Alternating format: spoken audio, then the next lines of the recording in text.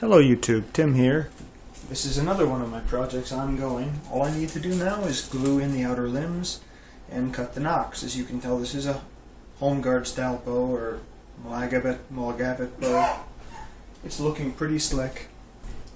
The exposed limbs are 12 inches. The inner core is about 40, so this is substantially larger than the other one. It's actually going to use, I think, the same string as the capital silver recurve will. Maybe a tiny bit shorter than that, but still a fairly long string.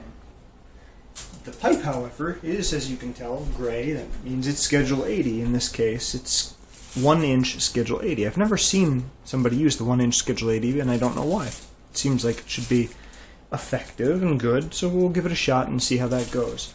The only other thing I need to do now is glue these in, and cut the nocks, and we're ready to go. So that's my update for now. Check back in later. Thanks for watching.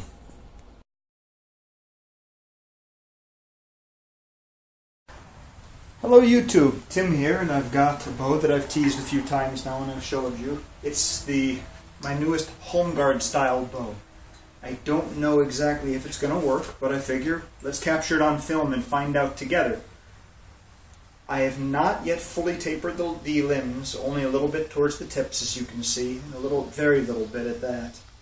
I want to make sure it's strong enough, and I want to make sure everything is suitable.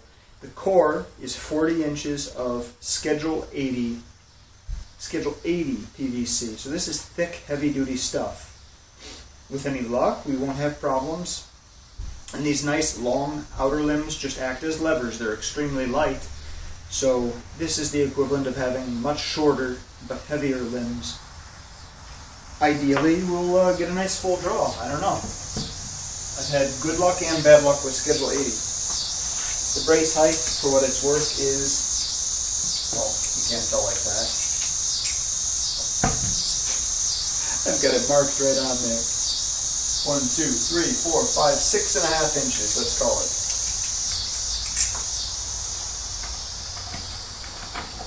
Okay. I've got my scale there, tared.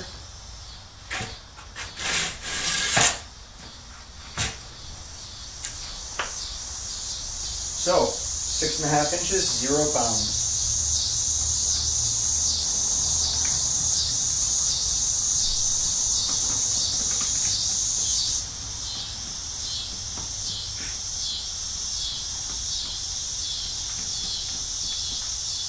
Inches, 26 pounds. 22 inches, 29 pounds.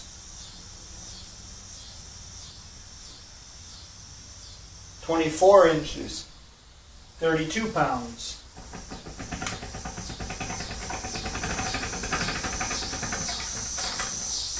Again, given how volatile I found Schedule 80 PVC to be in general, I really want to take this slowly and carefully. My goal is about 45 pounds at full draw. About. A little bit heavier, a little bit lighter, we can work with that. The bottom line is, if I need to raise the draw weight a little bit, I'll hopefully should be able to just cut the outer limbs down by 1 inch or 2. Right now, we have approximately 11.5 inches before the nocks on each side. It's a pretty decently long bow. It's an honest-to-gosh long bow. I think the brace height should probably be a touch lower. But hey, we got to 24 inches this time. Let's try once again for 26. Pulling gently and slowly.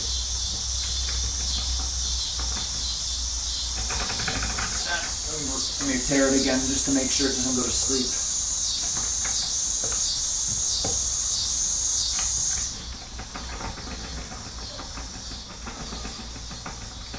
I mean, the tiller looks great. 24, 32, 25, 34, 26, 35, 27, 36, 28 inches, 38 pounds.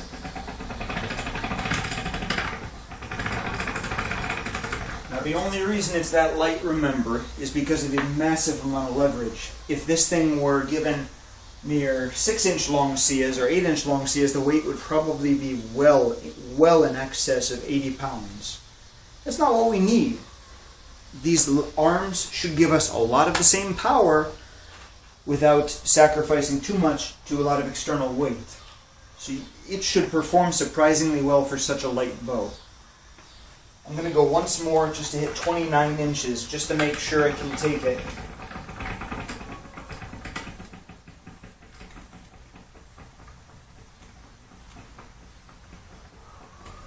$28, 39. 29 is 40 pounds. And the curve is, as far as I can tell, just beautiful. Great.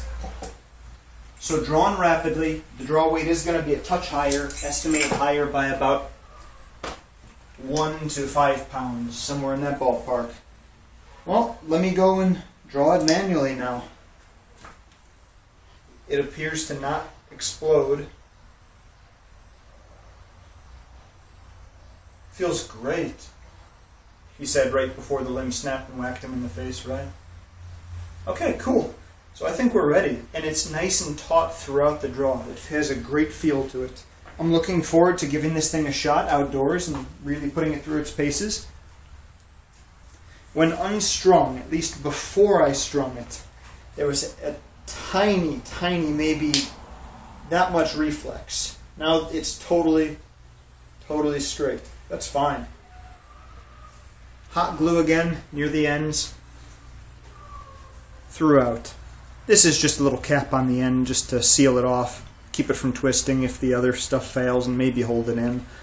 I don't expect it to. I didn't finish it because I didn't expect to leave it like this. I thought I'd eventually cut the limbs down shorter and make shorter and shorter bows progressively to see how it changed. But we'll have to get out and shoot it first and see if that's worth doing. Thanks for watching.